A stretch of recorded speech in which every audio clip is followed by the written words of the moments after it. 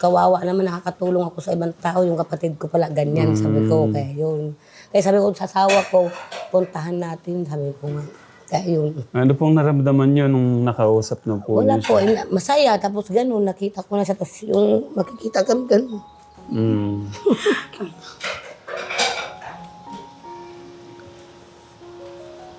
Papasalamat din po ako na sa tulong nyo. Ito ulit ang kapatid ko, nakapiling ko ulit. Mm.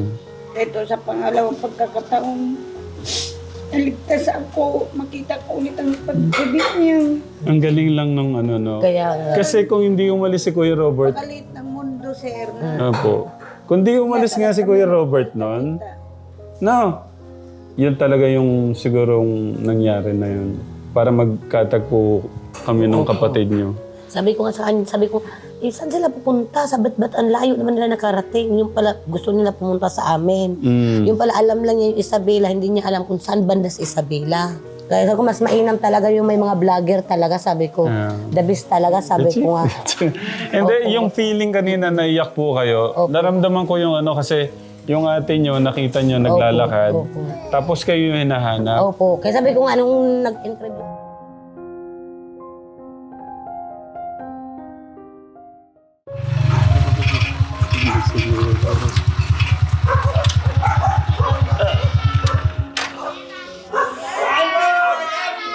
Hello. Hello. Kuya Martin. Hindi, okay lang yan, Ate Janet. Wait lang. Kumakain pala sila. Sa Telegram, meron tayong... Ay, God bless. Meron no tayong napakagandang balita. Yung habang hinahanap po natin si Kuya Robert, tapos pauwi na tayo, sila Nanay Winnie. Ayun po, napakagaling lang. Yung pong pamilya po niya nandito. Anong pakiramdam ko dito? Anong pakiramdam, Ate Janet? Ano, okay naman. Kasi syempre, di ba, ang goal natin din mahanap yung hinahanap nilang kapatid. Mm. Kaya yung mga ilang update natin, di ba, parang malabo. Mm. Tapos hanggang sa nakilala, nakausap yung kapatid. Tapos parang laging pangako. Mm. Siyempre, pero yun, tama yung yung parang nakaka-update naman, kaya lang pamasaya ang kailangan, nag-iipon. Pero yan, di ba may pagkakataon na ikaw na yung maghahatid sana, pero yun na nagawa ng paraan nila para masundo yung kapatid. Unang-una, gusto ko munang pasalamatan yung ating Diyos kasi ito na yung oras na hinihintay po nyo na mahanap nyo yung mga kapatid nyo, makasama nyo. Yun, thank you God.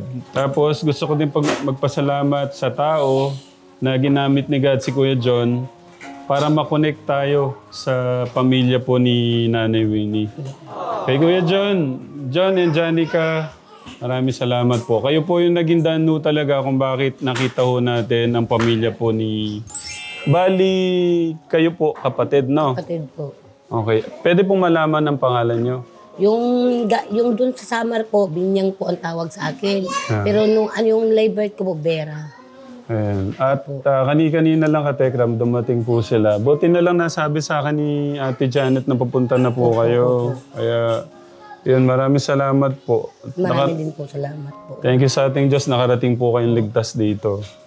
At Kuya John, Ate Janica, maraming salamat ulit. Nung nalaman niyo yung balita, kayo po ba yung nakaano nung balita? Hindi po yung pamangkin po. Yung pamangkin ko po, yung anak ng pangalawa na panganay. Tita, sabi niya, kilala mo to? Sabi niya, saan? Sabi ko naman, titinignan ko. Ay, oo, sabi ko, tita mo yan. Sabi ko, bakit?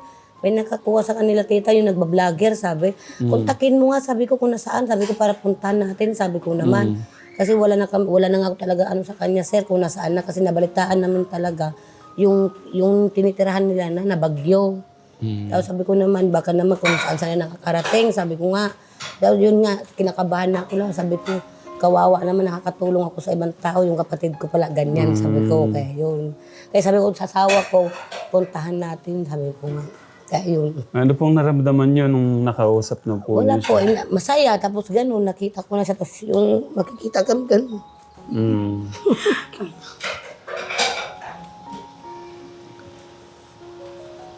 Papasalamat din po ako na sa tulong nyo. Ito ulit ang kapatid ko, nakapiling ko ulit. Mm. Ito sa pangalawang pagkakataon, naligtas ako, makita ko ulit ang pag-ibig niya. Ang galing lang nung ano, no? Kaya, Kasi kung hindi umalis si Kuya Robert, Kalit ng mundo, sir, na opo. Kung di umalis nga si Kuya Robert noon, no, yun talaga yung sigurong nangyari na yun. Para magkatagpo kami ng kapatid niyo. sabi ko nga sa kanya, sabi ko, saan sila pupunta? Sa ba't ang layo naman nila nakarating? Yung pala, gusto nila pumunta sa amin. Mm. Yung pala, alam lang niya yung Isabela, hindi niya alam kung saan banda sa Isabela. Dahil sabi ko na sa kanya, nung nagkita kami na last na pagkikita namin, sabi ko, pag nagpunta ka ng Isabela, sa alis siya ng Isabela, tumbok ng Jollibee yun. Tapos sakay ng tricycle, tanungin ang mga bahay ng mga Navarro. Mm. Kaya doon ka ituturo nila, sabi ko. Tapos may mga contact number ako na binigay sa kanya, sir, kaso lang daw nawala nung bagyo nun, ay sir. Kaya yun. Namamangalang talaga ako yung araw na yun ginamit si Kuya Robert. Ito si tatay. Napakabilis ng action. Oo. Opo nga po. Ayaw na niya yun. Paghanap po natin kay Kuya Robert ng Kategram, pag-uwi talagang ang galing lang oh, nakita natin sila. Actually si Kuya, si Kuya Martin po nakapansin. Ayun. Kay Kuya Martin, thank you din. kaya thank you din kay Martin. Salamat po. Maraming salamat po. Nakarating na nga doon po sa sama. Hindi namin ticket. Anniversary namin, Tati Martin. Oo. Oo. Nawala si Kuya Robert. Ang dami yung parang natagpuan sila. Kasi kung di talaga natin sila nakita noon, pwedeng hanggang ngayon naglalakad pa Opo nga sila. po. At sa sobrang init, kawawa yung mga bata. Happy, ate? Opo.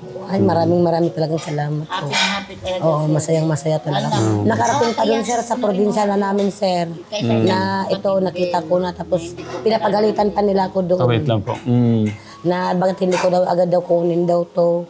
Bakit ako daw yung malapit daw dito. Sabi ko naman, maghintay saglit kasi wala pa nga pambili ng gasolina, ikamahal-mahal nga ng gasolina, ganun nga po. Tapos sabi ko, wala naman po ako sasakyan na para pumunta agad. Sabi ko, ito naman yung asawa ko, nanhiram din sa kumpare niya ng sasakyan. Yung sasakyan kasi kahapon pa lang, ay kagabi pa lang dumating galing sa dagat, ay saan yun? Hindi po sa Ginadyawan po. Kaya kagabi lang po hinatid. Kaya po pala yung Opo. Kaya parang ano siya na... Oo. Kaya pinakita ko sa kanya, sabi ko, ito na po yung sasakyan. Sabi ko, pikahatid lang. Sabi ko. Tapos nakahiram kami ng pambili ng krodo. Kaya sabi naman ng lakay ko, ibili ko na para masundo na natin. Sabi niya. Kaya sabi ko nga sa kanya, mamaya alas 12 aalis na kami. Anong oras? Alas 12 ng tanghali, alas 12 ng gabi. Ang dami na niyang tanong kagabi. Kaya Binigay ko na nga po kay Mama cellphone. Oo, kaya sabi ko naman, parang ginagawa niya ko na sinungaling. Sabi ko, hindi niya alam anong iniisip ko na. Sabi ko nga, tapos tawag doon sa probinsya, pinapagalitan na ko na kailang ko siya kunin. Ginagawa ko nga, hindi ka ba nahihiya? Ganon.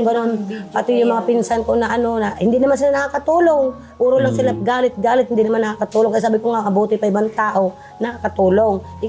Kayo, sabi ko nga sa kanila, hindi kayo nakakatulong, sabi ko nga. Kaya sabi ko, mas mainam talaga yung may mga vlogger talaga, sabi ko. The best talaga, sabi ko nga.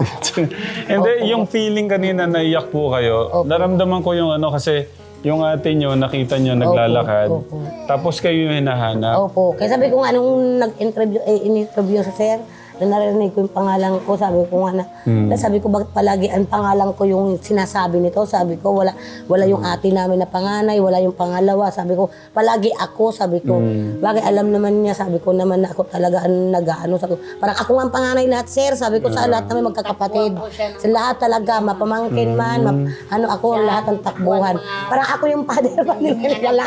Opo. Sa amin magkakapatid. Oo. Sabi ko, kaya binigay siguro ng Panginoon sa akin na iisa lang talaga yung anak ko. Kaya lahat pala magiging anak ko. Yung Ba't parang sobrang yung na-miss yung kanina ka po Opo, tinitignan oo. yung yakap mo eh. Ay, naku, Tekra. Oo. sa akin na to, sir. Oo. At saka pabibinyagan ko silang 4, sir. Tapos ito, ipapapilido ko sa asawa ko. Pumapayag naman yung asawa ko. Ano dyan sa kanila kung gusto naman nila. Wala akong magagawa kung ayaw naman nila. Siyempre, desisyon muna nila ang masusunod. Bali lang po kayo magkakapatid. 6 po. Ay, 6? Oo, 6 po. Nag-isa 6 yung sila. panganay. Andun po lahat sa Samar. 3 sila andun sa Samar. 2 kami andito sa Isabela. 3 na to ngayon. Ah. Ganun po. Nag-iisang lalaki po andun sa akin yung lalaki. Yung loloy. Oo, yung lolo. Yung bunso naman po nasa. Andun po sa Samar. Dahil 3 naman sila ng mga puro babae andun. Oh. Nalito nga niya ako, ma'am. Ang bunso ko lang namin, babae. Babae. Kaya akala ko nga si Luloy, ano. Kasi matagal na kasi to, ma'am. Kinder pa lang ako talaga, wala na siya. Kaya hindi nga namin nagto alam nung anakala daw niya, ma'am, nung nagyulanda doon sa Tacloban, pati kami nadamay, kaya wala na siyang ano sa Napalitan buhay mo yun niya. dati, ma'am. Katbalo Na yulanda ay Was out yun, oo. ubos. Kaya nakala niya, wala na din kami. Kaya parang nawalaan siya ng pag-asa din ay na ano. Kaya nawala na Oo. Kaya hindi niya alam na buhay pa pala kami, ganun. Nakuhan kayo na balita, yung napanood ko na halos. Tapos sumulpot siya doon, 2 na yung anak niya, sir. Yeah. Kaya yun, namatay na yung magulang namin, hindi siya umuwi. Ano po hanap buhay niyo doon ate? Yung asawa ko, sir, driver ng tanker. Siya ang pa-deliver sa mga ano, oo. Kasi Kaya, ang ano po ni Ate Wenny, sabi niya, gusto ko mapuntan yung kapatid ko. Yung kapatid ko kasi medyo okay naman eh. Kaya parang siya yung, sir, oo. kayo yung pag-asa oo, niya. yung talaga yung ano niya. Paano po yan pagdating mo doon? Meron na silang bahay, sir. Inanuhan na namin sila ng bahay. Grabe naman. Kaya nga, Grabe naman. Yan yung sabi ko, kaya ang sabi ko nga, ano, hindi niya alam, sabi ko na yung, kahit hindi pa namin siya sinusundo, ma'am, inaano ko yung pagdating agad noon niya.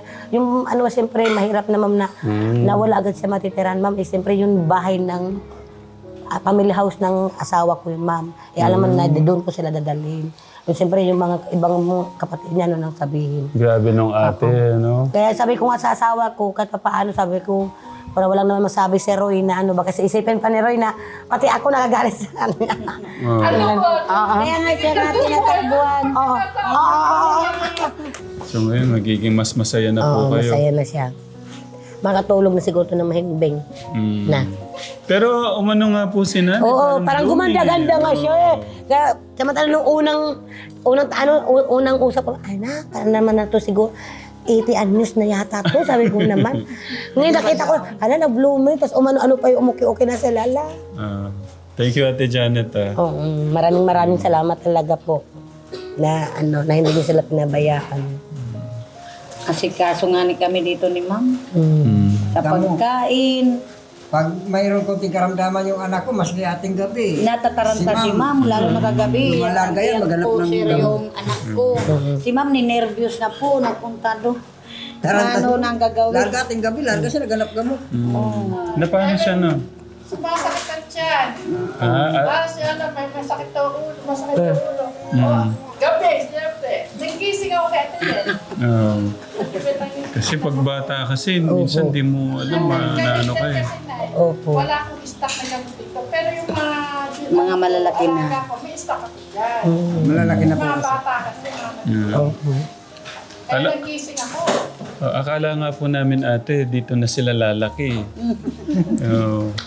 Kasi sabi ko pangalawang araw na ba, sabi ko Wala wala pa. lang tapos sa comment, talagang tinignan ko po lahat ng comment ng wala siya. Tapos may comment siyempre, Tatay Ram, mag-ingat ka dyan, baka gaya nung ganyan, ganito. Hindi naman po kasi natin po. Ano nasabi ang... Sabi ko, ano ng tao. sabi ko, baka nga ginagamit yung mga bata ng magkaama na to, sabi ko. Pero yun, pangatlong araw, pangapat, yun na, tumawag na si Kuya John, Ay, naku, sorry po, sabi ko, parang nagkasala pa ako, nag-isip na. Sabi ko sa pamangkin ko, Joy, sabi ko, i-text mo doon, sabihin mo na, pasensya na muna, maghintay-hintay lang. Sabi ko, kasi hindi pa ako nakaano, sabi ko, pupunta ako doon, sabi ko, kaya baka may maghintay sila na, bakit hindi pa sila sinundo, baka may nagluluko lang, ganun-ganun. Sabi ko, kaya sabi ni Joy, oo, tinix ko na, kaya yung kagabi, tawagan mo na naman, na aalis na kami dito. Ito parang walang parang hindi na, wala na siyang Tapos sasunduin na namin. Wala na talaga ng pag-asa. Sabi ko, mamaya na naman, alas 12 na naman daw. Kasi nakakita ka na naman kasi ng bote na naman eh. Alas 12 ng buwan, o sunod na buwan, o sunod na taon. Marami pong alas 12 ma'am. Sabi ko. Opo nga po. Wait lang po, mabalik tayo ng konti, Ate Winnie. Ba't po kayo napunta sa Bicol? Dahil po yan, lugar po niya. Saan po kayo nagkilala? Sa Manila na po. Tapos sinuwi po kayo. Opo. Inuwi niya ako sa Samar. Inuwi ko muna siya sa Samar. Yun na, nagbalik po din kami sa Bicol. Tapos, nung nagsama na kayo, ayan na, linabas nyo na yung apat. Yan, sa Bicol na po yan talaga. May nagsasabi tayo, ano lang po, mahirap na daw po yung, wait lang. Mahirap na daw po yung buhay. Ano lang, masagot niya lang. Mahirap na daw po yung buhay. Bakit dinagdagan niyo po na? Ayun. Kasi masarap kasi, sir. Hindi na ako masabi, no? Okay ba? Hindi naman ito masusundan kung mag-apat kung hindi masarap. Sagutin mo, kaya sabihin niyang lugod sumagot. Kasi ano po yan eh, para sa mga katekram natin. Tatay, ang hirap na ng buhay niyo. Tapos bakit gano'n, ganyan. Hindi naman po talaga maiwasan eh. Masarap po kasi. Talagang Hindi po, ilang po sa ganun, blessing po ni Lord sa amin. blessing ni Lord yan. Kaya yan po binigay sa amin, tatanggapin po namin ng buong buo. Unang-una, maedad na ako. Medyo sabi ko bakit naka-apat pa ako eh. Ano na yung Ilan taon na nga po kayo tayo? 55 na po. Lumalakad pa Magsi-56 talaga, na. no? May ano pa siya. Sa August, 56 na ako. Nakakailan po ba sa isang araw? Pirmi na, nakakaisa pa ma. Palit mo ito na rin. Mula nung dumating kami rito, nakaisa pa ma. Hala! Umi! Ang galing. Oh, kaya pala yun na ba? Yun na po. Tinan mo. Ba? Hindi, ang problema lang, baka makabuo pa dito. Kaya sa iisa na yun. Ala! Parang ano lang, bibi. Ala! Hindi naman.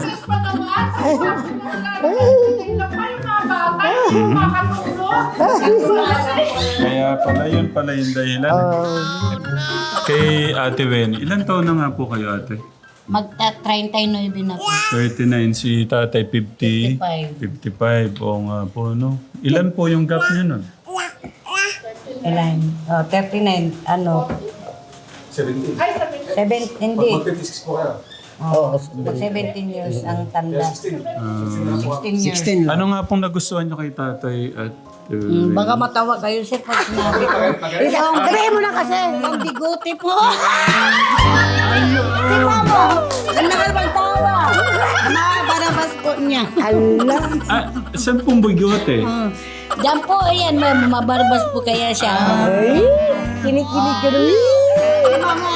Hanggang diretso, sir. Okay, yung po yung ano, nagustuhan Ay, niyo lang sa po kanya. din, yung kabaitan po niya.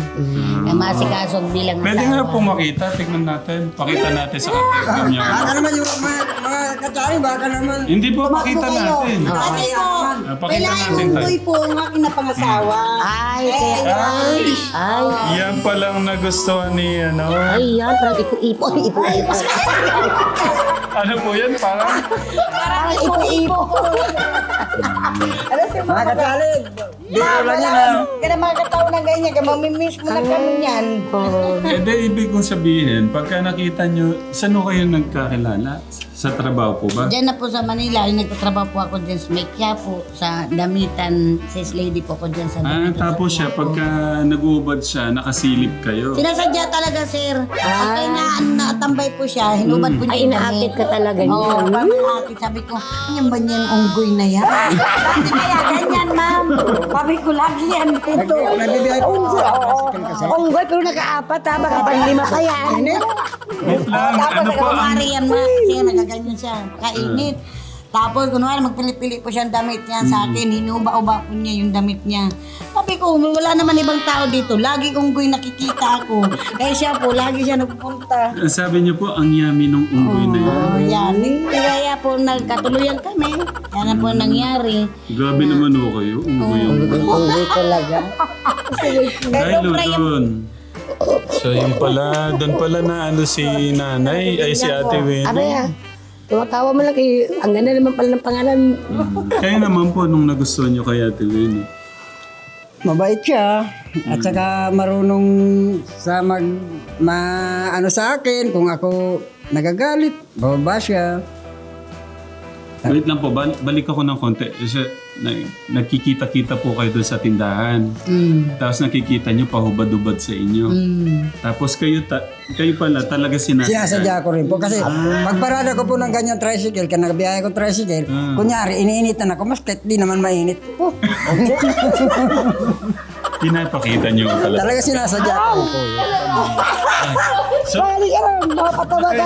nakailang sadya ho kayo, ilang pakita ho Ay, kayo bago. marami po. Marami po, hindi siya nagsasawa po araw-araw. Halos di na nga ako nakakaboundary eh. Iniinis Lagi niya ko talaga nandun sa ako. tindahan nila eh.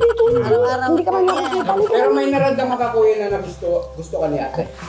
Wala pa naman. Nung naano ko parang gumagano na siya, parang galit na sa sabi ko, wala na, ito sigurado na to. Sabi ko, Ito na. ang ginawa ko, sinadya ko na talagang pumunta ng, hanggang sa, kinuha ko na yung phone number niya. Sabi ko, pwedeng makahingi ng phone number mo. Galit pa siya, sabi niya. Hindi mawawala na ako ng number pag kinuha mo. Dali na. Ito na.